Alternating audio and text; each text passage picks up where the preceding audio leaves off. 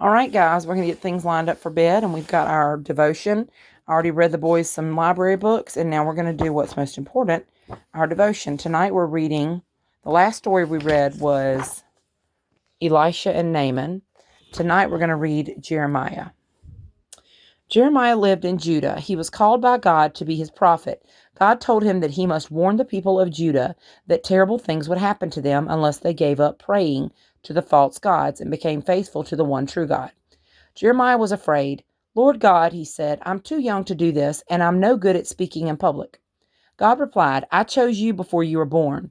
I will tell you what to say, and I will always keep you safe. The little kingdom of Judah was ruled by King Josiah, but there was always war with his enemies on his borders. Josiah was killed fighting the Egyptians who were marching north through his land to join the Assyrians in battle against the Babylonians.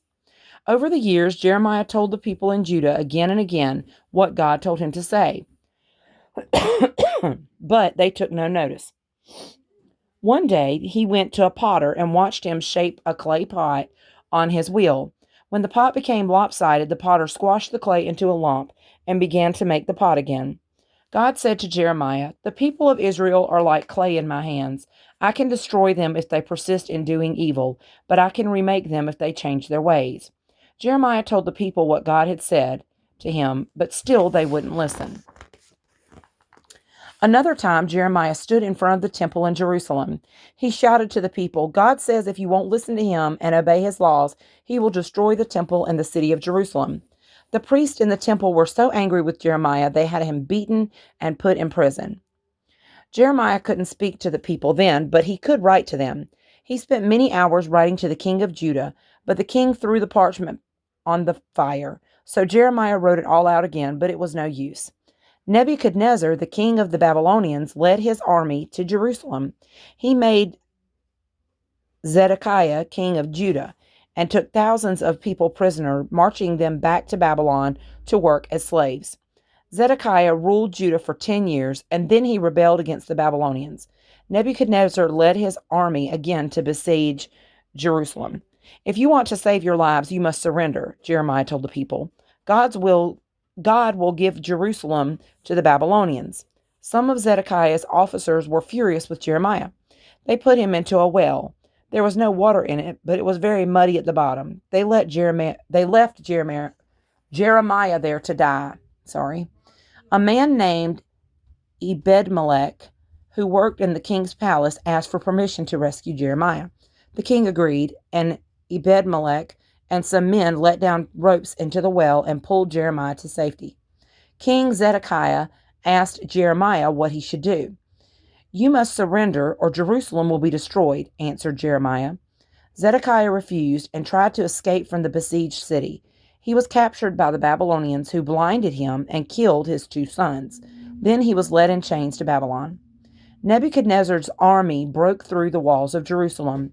They destroyed the king's palace, smashed the temple and the houses, and set fire to them.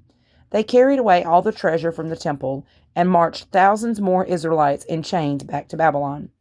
Jeremiah stayed with the few people who were left. The people of Judah hadn't listened to God's warnings, and now they had been punished.